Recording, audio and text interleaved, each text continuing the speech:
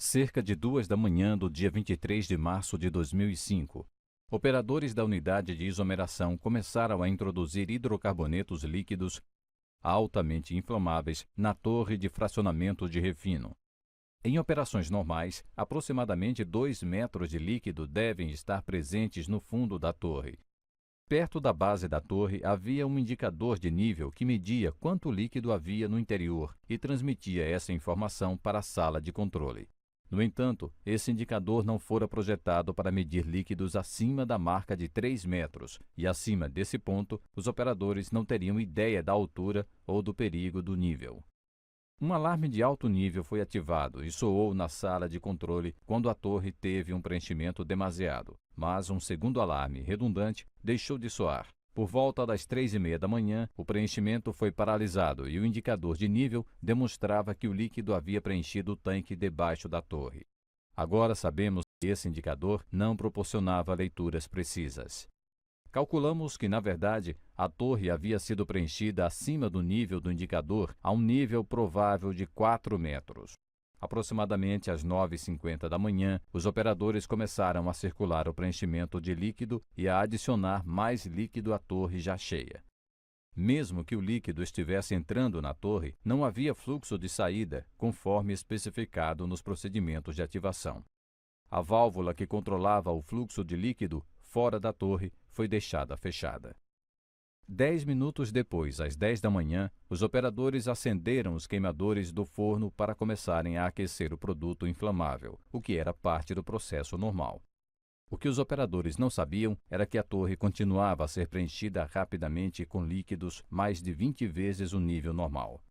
Agora calculamos que o nível atingiu 42 metros dentro da torre, enquanto que o indicador de nível impreciso dizia que o nível estaria abaixo de 3 metros e diminuindo.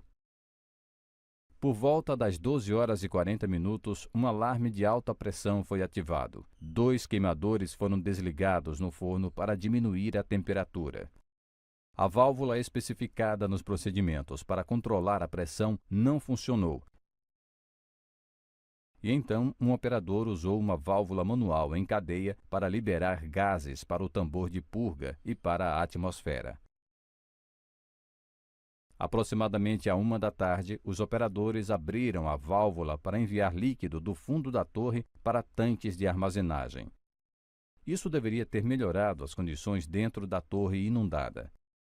O líquido do fundo da torre estava muito quente e, como excedente da troca de calor repentinamente, aumentou a temperatura do produto inflamável que entrava na torre para mais de 65 graus. À 1:05 da tarde, o líquido que entrava na torre começava a ferver e a se expandir, fazendo com que o nível dentro da torre aumentasse ainda mais. À 1:10, a torre começou a derramar líquido para a tubulação que saía do topo da torre. O líquido foi se acumulando nesta tubulação vertical e exercia grande pressão nas válvulas de descarga de emergência, a 45 metros abaixo. À 1:14 da tarde, as 3 válvulas de emergência se abriram e líquido começou a inundar o tambor de purga do outro lado da unidade de isomeração.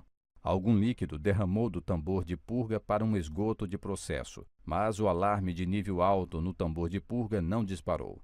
O tambor se encheu completamente e uma pessoa que passava viu uma erupção tipo geyser no topo da chaminé do tambor de purga. A erupção durou cerca de 1 minuto. O líquido caiu no solo, criando uma grande nuvem inflamável de vapor. Este modelo prevê como a nuvem de vapor se expandiu pela área apenas 1 minuto depois do início da liberação do gás pela chaminé. À 1:20 da tarde, a nuvem se incendiou, causando uma série de explosões. A CSB acredita que a nuvem de vapor provavelmente foi incendiada por uma caminhonete a diesel estacionada a 7,5 metros do tambor de purga. A próxima simulação computadorizada demonstra como se prevê que a onda de pressão e de explosões tenha se movido depois que a nuvem foi incendiada. A onda de pressão de explosões se acelera na medida em que ela se move para a unidade de isômero, causando destruição maciça e mais incêndios. Esta é a área onde 2 trailers foram destruídos, ferindo fatalmente 50 operários de contratadas. Este videotape, feito pela emissora de Houston, a KHOU, mostra a unidade de isômero enquanto incêndios continuam a se propagar depois da explosão. Podemos ver a chaminé de purga ainda lançando chamas enquanto hidrocarbonetos são liberados. Vários veículos foram incendiados e queimaram completamente. Mais de 50 grandes tanques de armazenamento foram danificados. Os bombeiros lutaram para resgatar os feridos e localizar desaparecidos. A investigação da CSB para determinar as causas raiz da tragédia foi iniciada no dia seguinte.